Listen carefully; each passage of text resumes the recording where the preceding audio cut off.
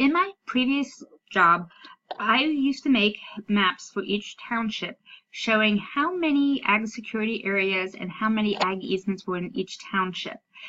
The county that I worked for had 77 townships, so that was 77 different maps that I had to make to show this, which could be a time-consuming process, and it was sometimes hard to maintain consistency through all 77 different maps. So a couple of years ago, Esri introduced the concept of data-driven pages, which allows you to quickly and easily create a series of layout pages from a single map document. There's one of the layers is known as the index layer, and it divides the map into sections based on that index feature in the layer and generates one page per index feature. So in the case of my county, I could have used the township layer as my index layer to make those maps that I had to make. And that's what we're going to do here for Lebanon County, except that we're going to be making essentially an atlas of the stormwater resources or some stormwater data for each of the townships. And I just have a few data layers in there. I have the wetlands, the boundary lines for the small watersheds, and the boundaries for the major watersheds. So to get started with data-driven pages, the first thing that you have to do is turn on the toolbar. And as you probably remember, we turn on the toolbars by clicking in an empty gray area and then turning on the toolbar.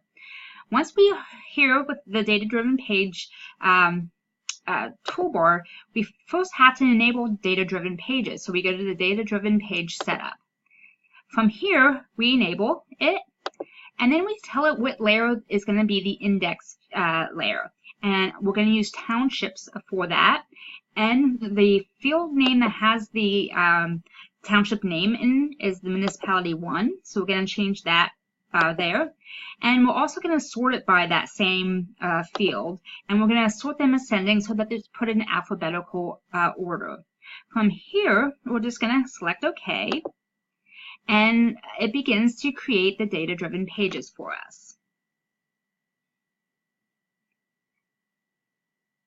So essentially, I believe there's 26 townships in Lebanon County. It will create 26 page atlas. So now that it has finished running, it has the first page here, and to get to the next page, I just simply hit the next button, and then it will show me the map for Bethel. And it takes some time to draw, so I'm not going to do too much of this moving around here.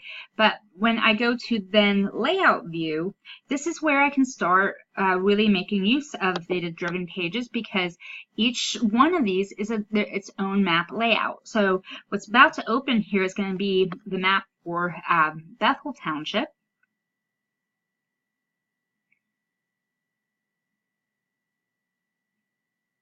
Because there's a base map in there, it takes it a second or two to draw. So there we have the page for Bethel.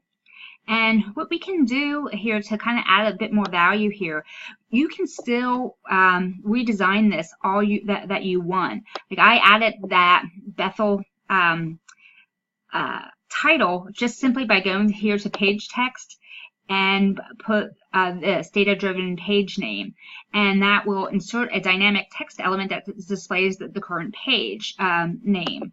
So that with this too, I can reconfigure this to take up as much or as little space on the layout as I wish.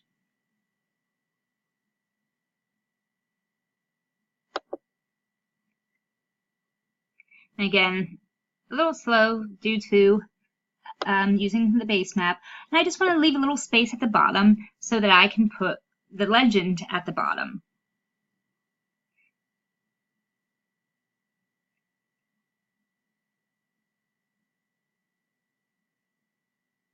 And pull that up a hair. And then what I can do is insert all the map elements that I want, a scale bar, a north arrow, the legend, and so forth.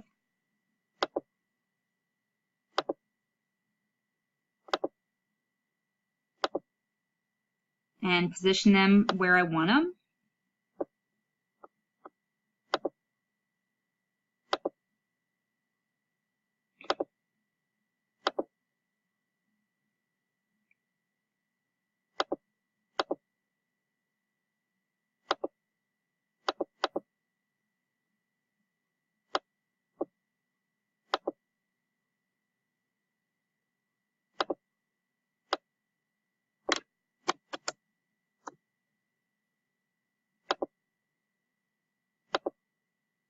And that's not a good scale bar, so let me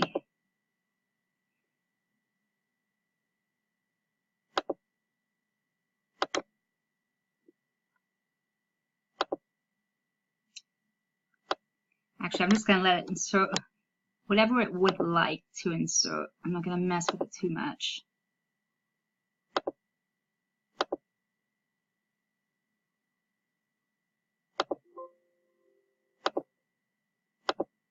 There we go.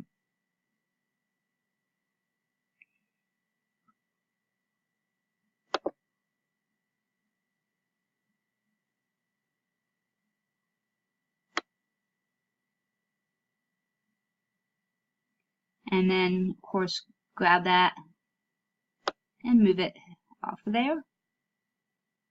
And then we can insert our legend.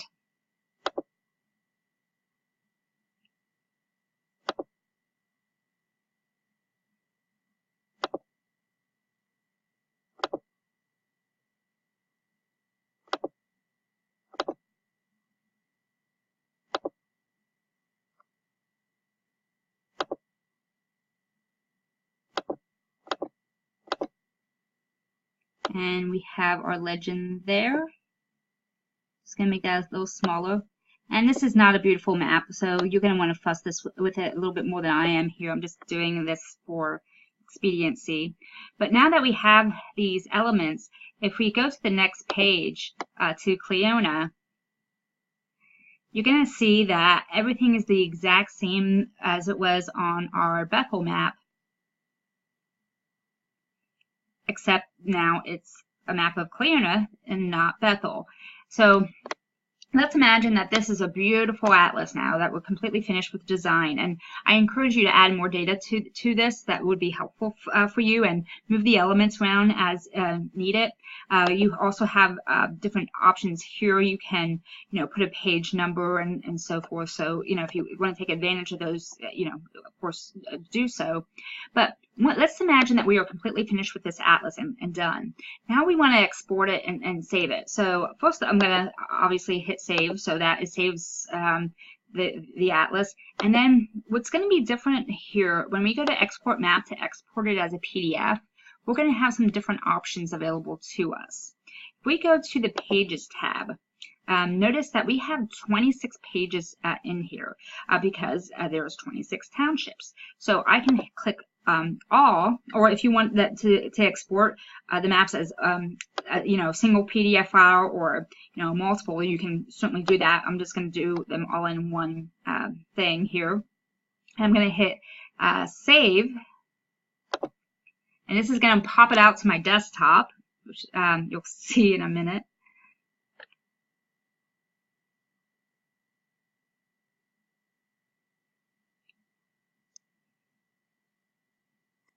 Now that the data-driven pages have exported, what you can see that you get is a PDF here, and it's a 26-page PDF with each township being one of the PDFs. So you can see how we use that township name to sort the map and to create this so-called atlas. Now think about this for a second in terms of what we did. So we're using the township layer as the index. So you can add any data over here that you want. So like if you want to add your MS4 data, your streams data, so anything that has to do with stormwater over in your table of contents, you can add that. And if you have it for a countywide level, it would obviously translate over to some of the others. So for your exercise that you're going to go through, you're going to essentially do this exercise, but I'm going to throw in a few additional things, and hopefully this will be something that you can use in the future. The data-driven pages PDF that was created is actually really cool, because that's something that you can share between the various townships and your colleagues at various townships. So if one of you creates this, then everybody will have the luxury of having the data.